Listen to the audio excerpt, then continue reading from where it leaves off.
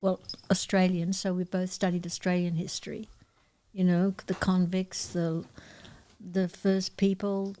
It was fascinating to me, and yeah, so that was more than a hobby. It became, you know, university, all those things, history. What was surprising for you? What was like new that when you started to understand Australian history, you were like, oh.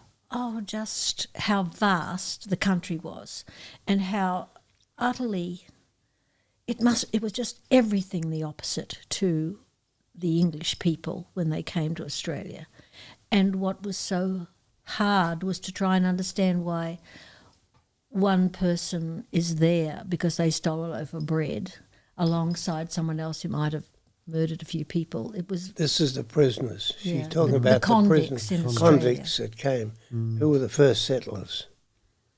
Because they were sent, right? Oh, they were prisoners, yeah. prison. There was no choice, really. The British were piling up people for all kinds of odd little reasons, poor people, and they were in boats that were overcrowded, and so they decided to send them to Van Diemen's Land, which is what Australia was called. And it wasn't meant to be a nice place, you know, for people. It was just a place of punishment. Yeah. And many of the British who were sent were military, navy, and they were a little bit troublesome. So the Crown could get rid of the troublesome, you know, the people who were annoying to them, navy-wise, military-wise, and also all the convicts. So that was it. And you mentioned studying First Nations as well. I guess a hot chapter must be the one of the encounters. Well, there didn't even have to be.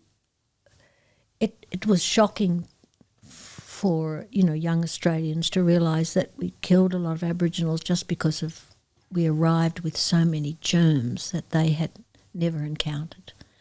So there were all kinds of terrible things that they just died of within days of the white people arriving. No resistance nothing, to flu and things like that. Mm. That was shocking to know that here we were more civilised, more advanced, but we carried so much with us and that they had never experienced. And that was, you know, it was like a slaughter before slaughter. And then there were some people who chose to hunt them. That was pretty awful. When you're hopeful and you're a student, you want to change the world or you want to make everything better, and then you realise you're part of something pretty horrific. But at the same time, there was greatness in the people, both in the convicts and in the military and the navy. There was greatness in them and huge courage, and somehow time works it out and a nation was built. And I loved all of that, you know, and Stan and I shared that whole.